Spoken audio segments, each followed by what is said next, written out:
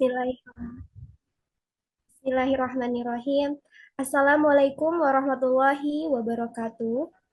Yang terhormat Bapak Wagiran dan Ibu Debi Luryawati Naryatmojo selaku dosen pengampu mata kuliah pengkajian penilaian dan evaluasi pembelajaran bahasa dan sastra. Baiklah, yang saya hormati juga rekan-rekan sekalian yang telah menyimak pemaparan materi kami dengan materi perencanaan evaluasi program. Next.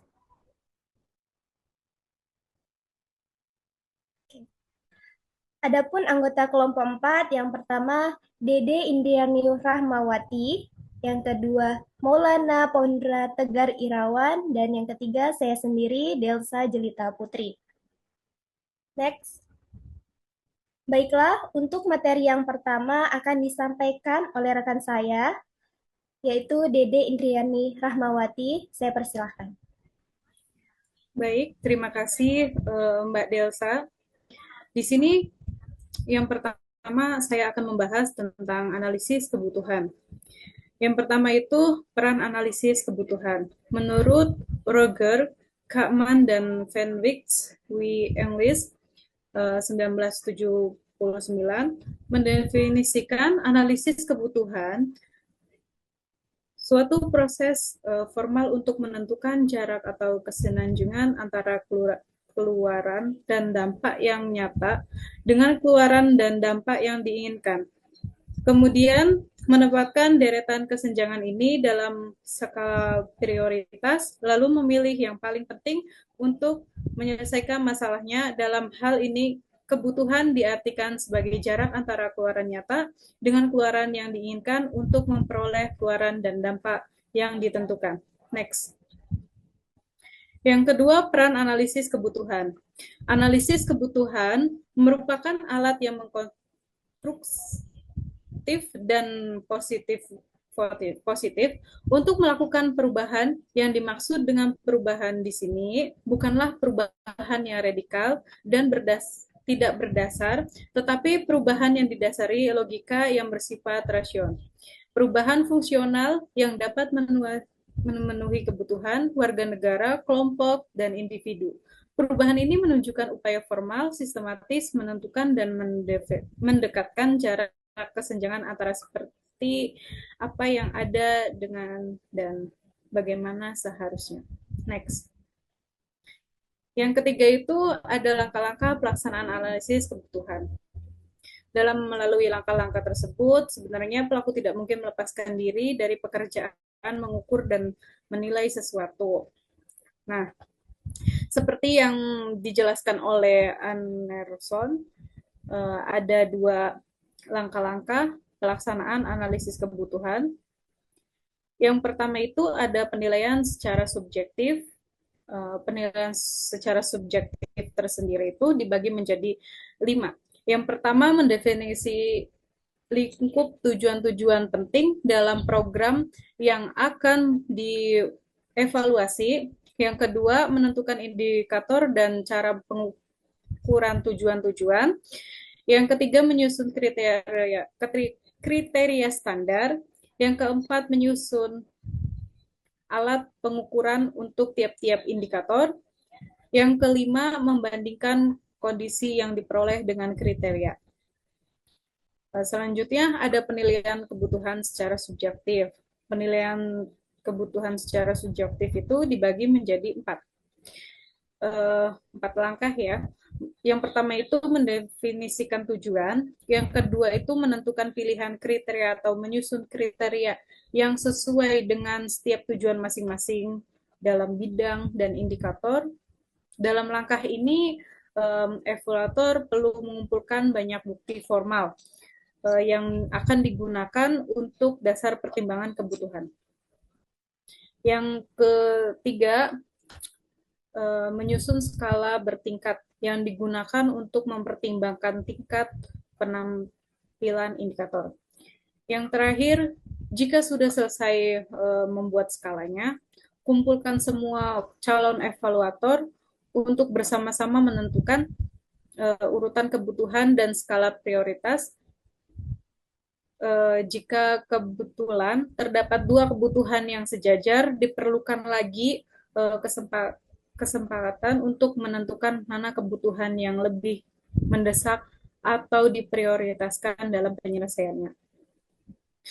Sekian dari saya kembalikan ke moderator.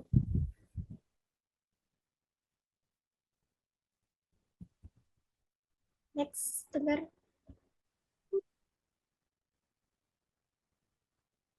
Baik, yang berikut ada menyusun proposal evaluasi program.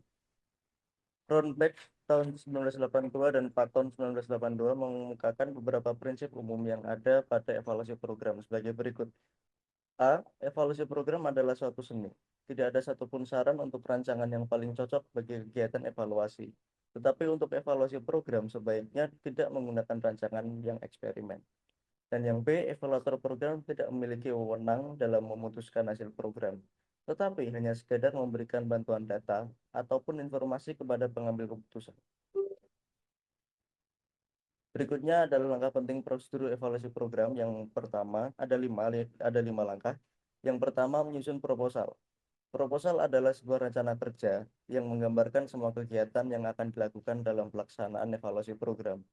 Dan yang kedua, menyusun alat pengumpul data atau instrumen. Instrumen merupakan alat yang berguna untuk mengumpulkan data-data yang didapatkan dari responden, contohnya panduan wawancara. Dan yang ketiga, mengumpulkan data. Mengumpulkan data berguna untuk mengelompokkan data-data yang telah diambil. Dan yang keempat, ada menganalisis data. Menganalisis data bertujuan untuk menyaring data. Data mana yang akan digunakan dalam penelitian dan mana yang tidak digunakan dalam penelitian. Dan yang kelima, mengambil kesimpulan dan merumuskan rekomendasi. Kesimpulan diambil setelah dianalisis dan didapatkan rekomendasi untuk permasalahan yang sedang dikaji. Yang berikutnya ada cara menyusun bagian pendahuluan. Ada 4. Yang pertama A. Penulisan latar belakang masalah. Penulisan latar belakang masalah didasari dengan masalah yang benar-benar terjadi dan sebaiknya disertakan kesenjangan dari masalah tersebut yang berguna untuk meyakinkan pembaca. Yang kedua ada identifikasi masalah. Identifikasi masalah dalam pendahuluan proposal adalah penjelasan tentang masalah-masalah spesifik yang muncul dari latar belakang penelitian. Tujuannya adalah memperjelas fokus permasalahan yang akan diteliti agar tidak terlalu umum atau melebar. Yang ketiga ada tujuan umum dan tujuan khusus. Tujuan umum dalam pendahuluan proposal adalah pernyataan besar tentang apa yang ingin dicapai secara keseluruhan dari penelitian ataupun kegiatan. Tujuan khusus adalah rincian dari tujuan umum, yaitu sasaran-sasaran kecil yang lebih spesifik, terukur, dan dapat dievaluasi. Dan yang terakhir ada manfaat hasil evaluasi. Hasil evaluasi nantinya dapat digunakan sebagai solusi untuk memecahkan masalah yang sedang dikaji. Yang berarti di sini manfaat hasil evaluasi adalah solusi yang didapatkan untuk memecahkan masalah. Yang berikutnya ada cara menuliskan bagian metode evaluasi program. Ada 3. Yang pertama, penentuan responden atau sumber data. Menentukan responden atau sumber data baru dapat dilakukan oleh evaluator. Agar tidak keliru menentukannya, evaluator perlu tahu batasan atau definisi sumber data tersebut. Yang kedua, metode pengumpulan data. Metode pengumpulan data yang digunakan sama dengan metode penelitian. Contohnya angket, wawancara, observasi, tes, dan lain sebagainya. Dan yang ketiga, ada penentuan instrumen pengumpulan data. Penentuan instrumen didasarkan pada kebutuhan pengambilan data. Jika data berupa wawancara, maka instrumen yang digunakan adalah panduan wawancara. Dan bahkan jika data berupa hasil observasi, maka instrumen yang digunakan adalah tabel laporan hasil observasi. Saya kembalikan kepada moderator. Terima kasih. Oke, baiklah. Adapun cara atau alat untuk instrumen evaluasi program. Ada 4 syarat untuk instrumen evaluasi program sebagai berikut. Yang pertama, valid atau sahih. Yang mana tepat menilai apa yang akan dinilai. Kemudian yang kedua, reliable, dapat dipercaya, yaitu bahwa data yang dikumpulkan benar seperti apa adanya, bukan palsu. Kemudian yang ketiga, practicable, yaitu bahwa instrumen tersebut mudah digunakan, praktis, dan tidak rumit. Kemudian ekonomis. Ekonomis ini tidak boros dalam mewujudkan dan menggunakan sesuatu di dalam penyusunan. Artinya tidak banyak membuang uang, waktu, dan tenaga. Menyusun instrumen ini merupakan pekerjaan yang penting, tetapi memang agak rumit. Itulah sebabnya penyusun dituntut memiliki kemampuan yang memadai seperti yang disyaratkan. Next. Adapun langkah-langkah dalam menyusun instrumen. Yang pertama, identifikasi sasaran sebagai objek evaluasi.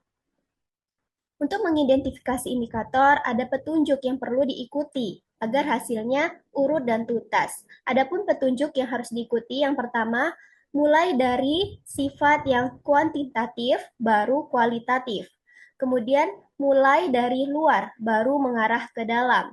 Kemudian yang ketiga, mulai dari yang umum, baru ke khusus. Misalnya, kualitas bahan koleksi secara umum, baru kondisi masing-masing jenis bahan koleksi, dan dapat ke yang lebih khusus lagi. Dan yang keempat, jika yang diidentifikasi merupakan proses atau prosedur, maka diurutkan dari pemunculannya. Nah, misalnya nih, komponen yang dinilai kemampuan mengajar, maka indikator urut dari proses yang terjadi yaitu yang pertama membuat persiapan, yang kedua melaksanakan pembelajaran, dan yang ketiga mengakhiri pelajaran. Selanjutnya, oke, yang kedua yaitu penyusunan kisi-kisi instrumen. Kata kisi-kisi ini menunjuk pada gambaran jaringan kotak-kotak seperti kusen jendela kaca. Nah, yang dimaksud dengan kisi-kisi ini dalam rangkaian proses penyusunan instrumen adalah semacam tabel, kolom baris yang memberikan gambaran tentang kaitan antara objek sasaran evaluasi, instrumen, dan nomor-nomor butir dalam instrumen. Oleh karena itu, kisi-kisi dibuat khusus untuk instrumen tertentu. Evaluator perlu membuat kisi-kisi yang sama, banyak dengan instrumen yang akan digunakan dalam kegiatan evaluasi. Nah, jika dalam evaluasi terdapat 3 angket, misalnya untuk guru, kemudian untuk siswa, dan yang ketiga untuk kepala sekolah, berarti kisi-kisinya pun 3. Ketentuan ini bukan harga mati. Jika penyusun mampu membuat satu kisi-kisi yang merupakan gabungan 3 angket, boleh saja. Nah, hal ini dapat dilakukan hanya apabila ada beberapa persamaan objek yang dijadikan sasaran. Selanjutnya, oke, yang ketiga penyusunan butir-butir instrumen. Menyusun instrumen merupakan langkah kegiatan yang relatif sulit, akan tetapi sangat penting. Berkenaan dengan penyusunan panduan dokumentasi dan pedoman wawancara, sudah disinggung sedikit dalam uraian yang di atas, yang sebelumnya sudah diuraikan oleh rekan-rekan saya, dan hal yang banyak dikeluhkan dalam penyusunan instrumen ini oleh peneliti dan evaluator program pemula adalah cara membuat angket.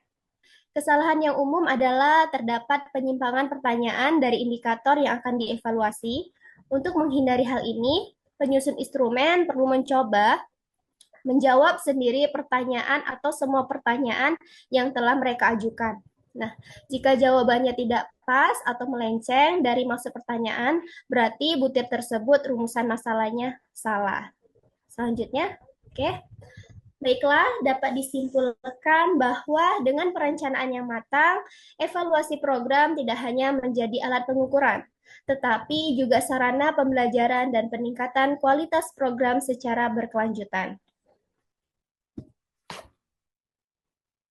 Untuk itu, sekian presentasi dari kelompok 4 mengenai perencanaan evaluasi program. Semoga dapat bermanfaat dan memberi wawasan kepada rekan-rekan sekalian.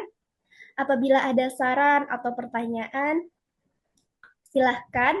Kami membuka respon kolom komentar yang ada di bawah ini. Dan sekian presentasi dari kelompok 4 dan kami akhiri. Assalamualaikum warahmatullahi wabarakatuh.